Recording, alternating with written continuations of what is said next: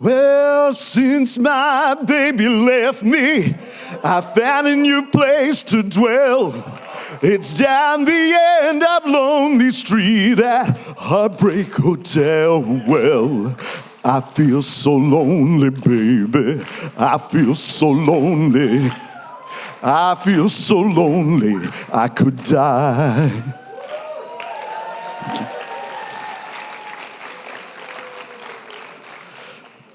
Elvis was not the only one to ever write songs about loneliness. Isn't that right, George Mondon, wherever you are? There have been hundreds, probably even thousands of songs that have been written about loneliness. In fact, I would say that there have been hundreds and thousands of poems, sonnets about this idea of loneliness. There have been novels written about loneliness. There have been paintings over the history depicting loneliness. And today, we are looking at the idea of, and I'll turn that on maybe, that will help you.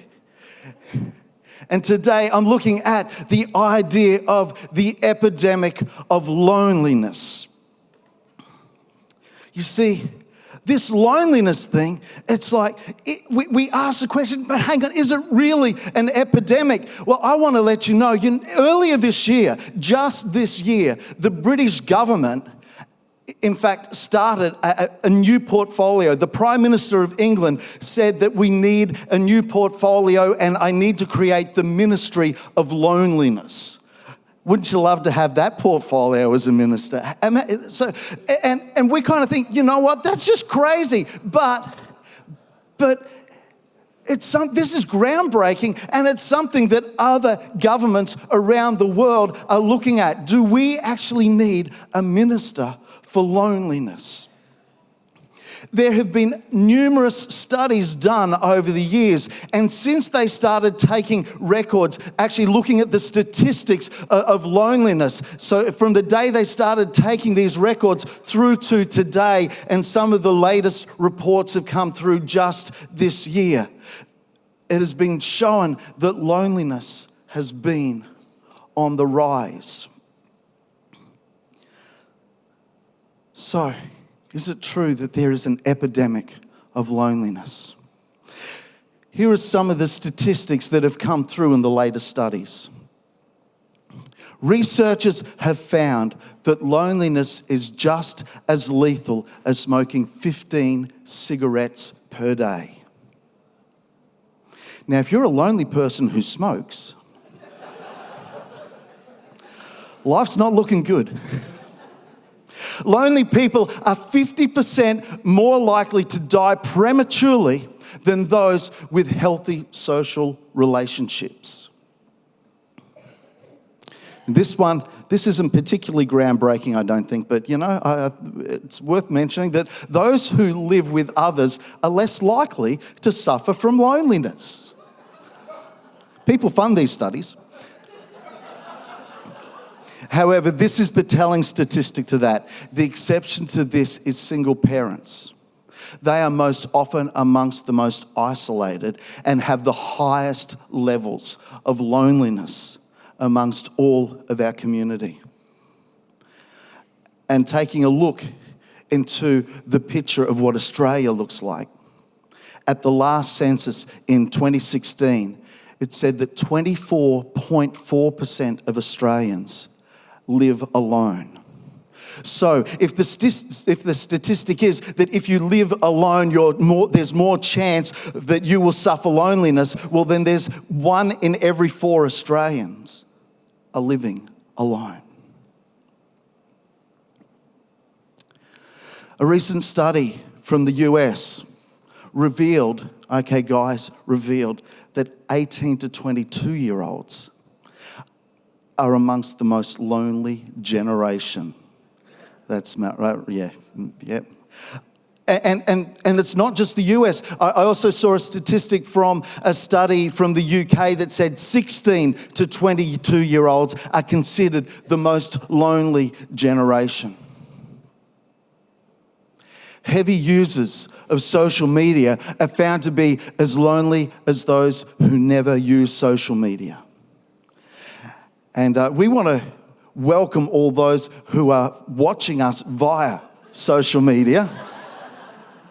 And we're not suggesting for one moment that you're extremely lonely out there, but you're always welcome to join us, that's for sure, and it's great to have you with us. But when we look at that study, we might kind of think, oh, well, that's not so bad, that people who are heavy users of social media are no more lonely than people who don't use social media. That's good. No, that's not good. You see, because we're talking about people who are isolated, people who can't get social media, people who just cannot connect, who are lonely, are just as lonely as people who do nothing but connecting online constantly.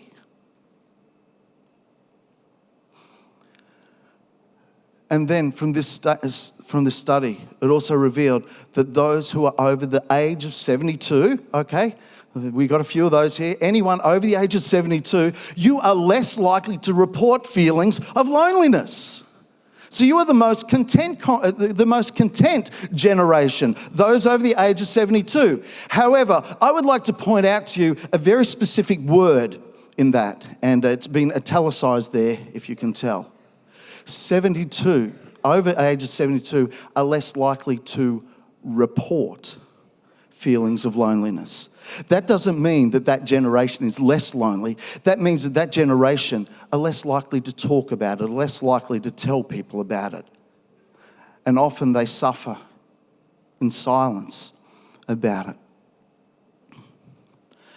And to finish off, a little bit of a quote here from Mother Teresa, who of course is the icon of defending those in poverty. And she says this: loneliness and the feeling of being unwanted is the most terrible poverty.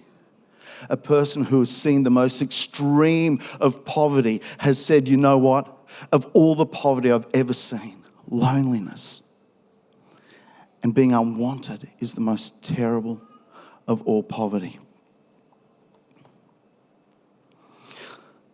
So as I considered this topic of this epidemic of loneliness, my mind went back to two occasions in my life where my heart was completely and utterly broken for some people that I'd kind of got to know. A number of years ago, I used to work with homeless people. And one of the things that we had to do every now and again was to attend funeral services of people who'd been a part of our services that passed away. And there were two funeral services that will stick in my mind for the rest of my life. The first one was a funeral service that I attended for a man. The Salvation Army officer at the place I was working and myself, we went along. He was taking the funeral service, and I went along as a representative of the homeless person service. And we went along to this funeral service, and it would have been one of these chapels that would hold, maybe about 120 people. Yeah. And we're standing at the front and we're waiting for the people to arrive at this man's funeral.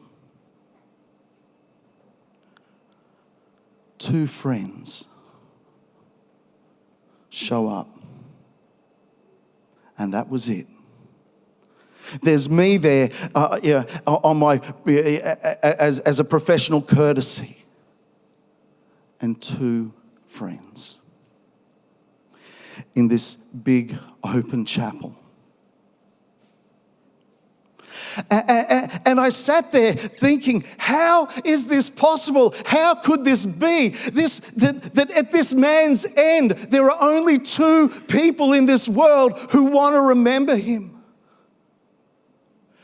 What was it that made him so alone? And my heart was breaking because I thought to myself, this man had a father, this man had a mother, this man may have had brothers and sisters, uncles, aunties, cousins. This man would have probably gone to school. He must have had school friends. This man would have worked at some point. He must have had workmates. He may have been married at some point. He may have even had children. But at his very end, 2 people show up. And my heart was broken because of the loneliness that this man died in. A little while later, I attended another funeral service. And on this occasion, it was a very similar chapel, but the chapel was full. Okay, it was almost overflowing with people. And at the very front row of this chapel sat this man's son, his wife, and children, and they were inconsolable. And the backstory on this man was only a few weeks before that, his son came to the service, and I went with his son to visit his father who was staying at a local boarding house. Let me just paint the picture of this boarding house. You could smell this place before you walked in. You could smell it from the street. It stunk. As I walked inside, if I was to breathe in through my mouth, I could taste the stench in my mouth. I walked up this dark staircase to the room that this man was at, knocked on his door, and overcame this man to open up the door, who was nothing but skin and bones. He invited myself and his son into his room. And as I walked across the carpet in that room, I could feel my shoes sticking to the filth in the carpet and squelching as I walked along. He went and sat back down on his bed right beside his wine cask. And his son was there with me. He said, "Dad, come home. Come home. I don't care. I don't care what you've done. Come home." And his dad said, "No, it's okay. I'm okay here. No, just leave me here. Just leave me alone. I'm okay here." So his son and I walked out of that place. And that man had all these friends and family around him. Yet he died all alone.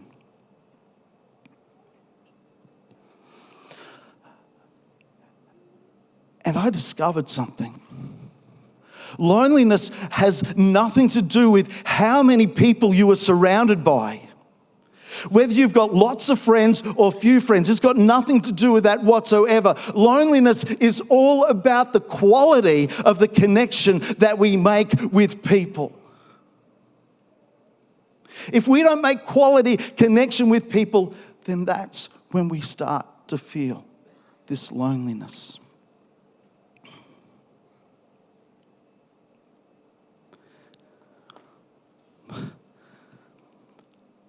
You know, God wants to make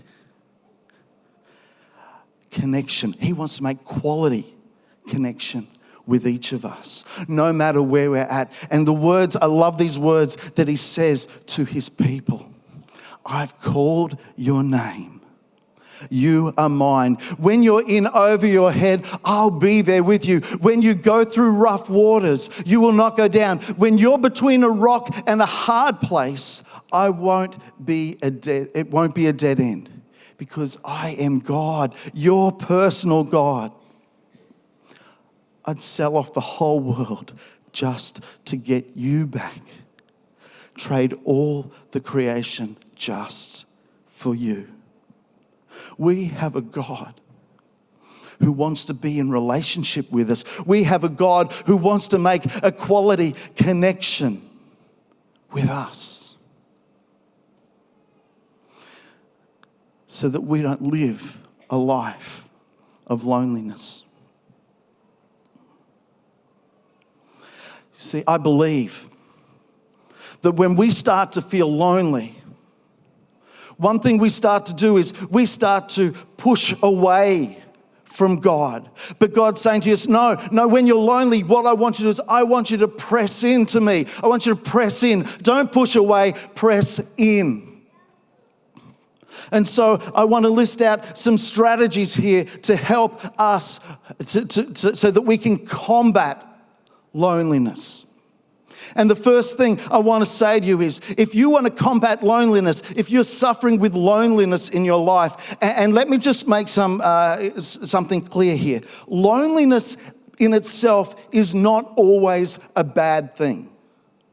God has given us the emotion of loneliness so that it helps us to understand how important relationships are to us when we're separated, when we feel like, you know what, we don't have that person around us so God gives us loneliness so we can understand how much we need relationship. But there are times when loneliness becomes so much more than just a few hours, a couple of days, moves maybe to a couple of weeks, a couple of seasons. So some strategies for us to combat loneliness. The first thing I would say is avoid isolation. It's a funny thing about us human beings. You know what? When we start to get lonely, when we start to have these feelings of loneliness, the first thing we tend to do is to start to isolate ourselves. And then we start to feel even more lonely. So what do? We start to isolate even more. That first funeral that I spoke of, this was a man who isolated and isolated and isolated until at his end, 2 people remembered who he was. We need to avoid isolation. When we want to push away, we need to press into him. The second way that we can combat loneliness is to avoid escapism. So what do I mean by that? Well, I think Billy Joel sums it up really well in the song Piano Man by these lyrics. They're sharing a drink they called loneliness because it's better than drinking alone. There's all these different things that we can throw our lives into when we start to feel lonely. Sometimes it may be drugs, sometimes it may be alcohol, sometimes it may be completely meaningless relationships. Sometimes it could be, throwing ourselves into that online life. It could be work. There's so many things that we escape into to hide this loneliness.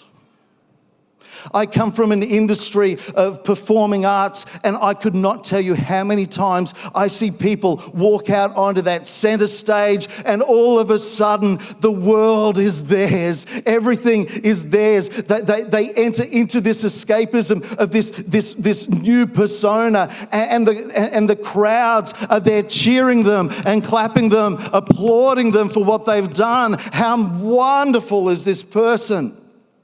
But the thing about that world is, you know what? Eventually, the curtain comes down. The stage lights go dim. The stage makeup is wiped away. And that costume goes back into the closet. And the loneliness is still there. We need to avoid escapism. And the third thing that I think that we can do to help us combat loneliness is to ask for and accept help. I've had conversations with people who've said, look, I've come to church, I've done that sort of thing, and it's like, you know what, I just don't get accepted. I'm not wanted even at church. And when you and I'm sorry if this is you, all right, and if this hits home, well, think about it. But when I hear people say things like that, and you say to them, but hang on, you arrive 5 minutes into the service, and you're the first one to leave. How do you expect to make some sort of connection with somebody when you don't stick around to make connection? We need to be a people who press in, not a people who push away. And so we need to be a people who ask for and accept help. And can I tell you, if you just take a small step towards others, you could take the small step into the greatest friendship you have ever had in your life. Just that small step. It says, hey, would you guys like to come and have a coffee with me? Do you want to have lunch with me? That small step that says, you know what? I see lots of people doing stuff around this church. Is there something I could do? That small step could be the start of the greatest friendship of your life. We need to press into Him, not push away. So what does the Bible have to say about this idea of loneliness? What does God say about loneliness? Psalm 68 verses 5 and 6 says this. He is a father to the fatherless. A defender of widows is God, His holy dwelling. God sets the lonely in families. He leads the prisoners out with singing.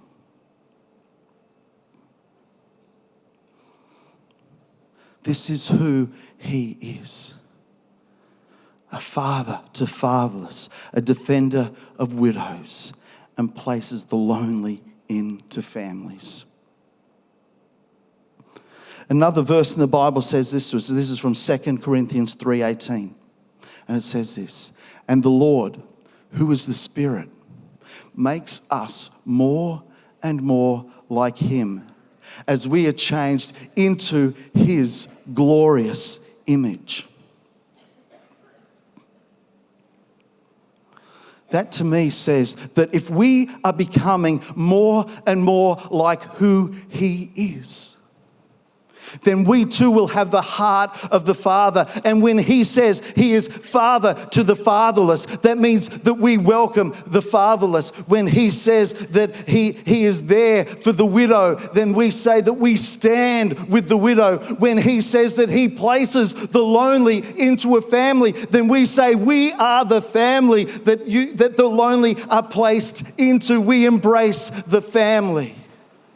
We embrace the lonely. If we truly are becoming more and more like who He is.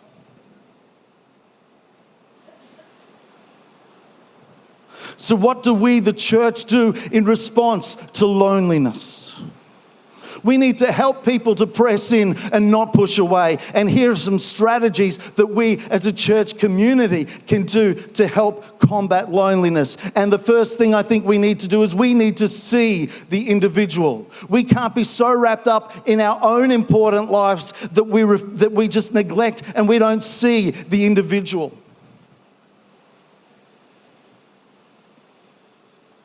We need to embrace others. No matter what their culture, no matter what their background, no matter what their beliefs, we need to embrace others. Because this is the family that's welcoming the lonely. We're placing the lonely into the family. So what does the family do? The family is embracing. So we need to embrace those around us. And as much and all as I say the individual needs to take that small step, ask for and accept help, we, the church community, we, the church family, we need to be the ones that offer help. You see, because when we take that step forward, that bold step forward, and we say to people, hey, a few of us are going out for lunch today, why don't you come and join us? Hey, my family's going to the movies this week, why don't you come and join us? You know what? I think that there's a ministry in this church for you. When we take that bold step forward, we might just be creating the greatest friendship we've known in our lives.